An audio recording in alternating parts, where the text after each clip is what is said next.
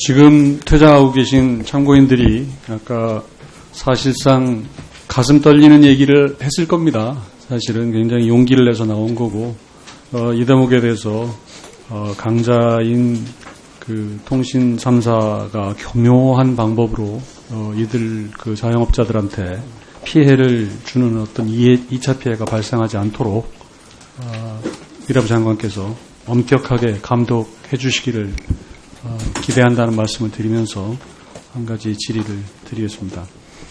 그 범부처 신약개발사업단이라는 데가 있죠. 네.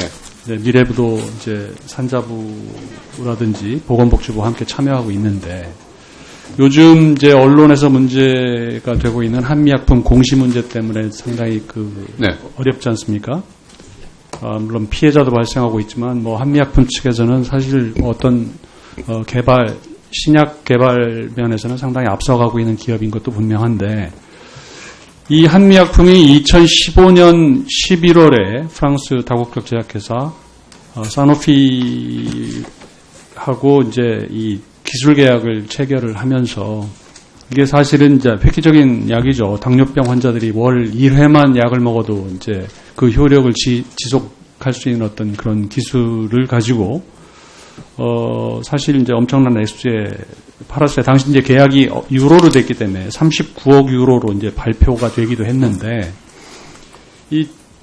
저 통계 좀 한번 보여주십시오. 문제는 이거 말고 또 우리 연차 실적 보고서 말고요.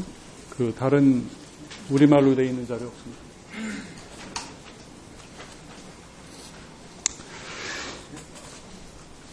이 자료를 보면요. 이게 이제 세계 제약회사 중요 정보를 공개하는 First World Pharma라는 잡지, 권위 있는 잡지에서 이제 표시를 한 건데, 여기 보면은 한미약품 사노피라고 되어 있고, 분명하게 Potential Total Value와 Upfront. 그러니까 이미 이제 계약이 체결돼서 들어온 돈과, 그러니까 잠재적으로 앞으로, 이른바 이제 이 성공 단계별로 받는 거라고 하는 이 가치를 분명히 이 구분해서 표시를 하고 있거든요. 근데 문제는 이 한미약품 개발 과정에서 이제 범부처 신약개발사업단이 78억을 지원을 했고요. 이걸 가지고 2015년 범부처 신약개발사업단 연차 실적 보고서에 보면 이런 구분이 없이 4조 8천억 원의 성과를 거뒀다라고 이렇게 통계를 발표를 했어요.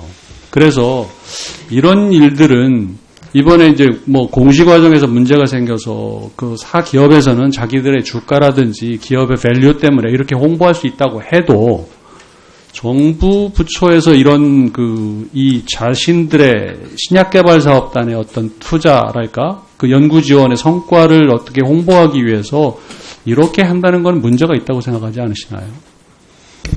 네, 저 한미약품 연구소를 방문을 해봤습니다만은 이 매우 비용이 많이 듭니다. 신약 개발에. 그래서 정부에서 도와드린 금액이 전부는 아니고 상당히 많은 투자가 있었습니다. 그렇기 때문에 정확하게 말씀을 드리자면은 정부의 연구개발 지원금으로 이 4.8조라는 이 계약에 기여를 했다 이렇게 말씀을 드리는 게 맞지 않을까 싶습니다. 그러니까 제 드리는 말씀은 이건 과학적 성과에 대해서 정부가 투자 지원을 하고 해서 지원을 해서 이런 성과를 이루는데 기여를 한 거에 대해서는 얼마든지 평가를 할 수 있는 부분인데 여기서 얻을 수 있는 것이 2차, 3차 임상실험을 통과를 해서 할 경우를 전제로 해서 받는 것들이지 않습니까? 그렇습니다. 이번에도 이제 2차 임상실험 과정에서 문제가 생겼다는 것이 드러나서 문제가 된 건데 그렇기 때문에 이 부분은 나중에 조건부별 성공 조건부로 받는다는 사실을 분명히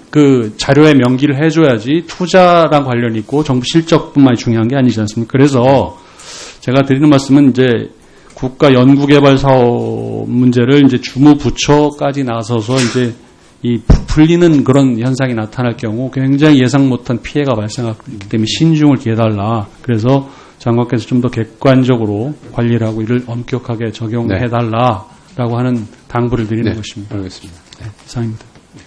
예, 전명길 의원님 수고하셨습니다. 시간을 아주 아껴주셔서 감사합니다. 다음은 존경하는 아, 오셨어요?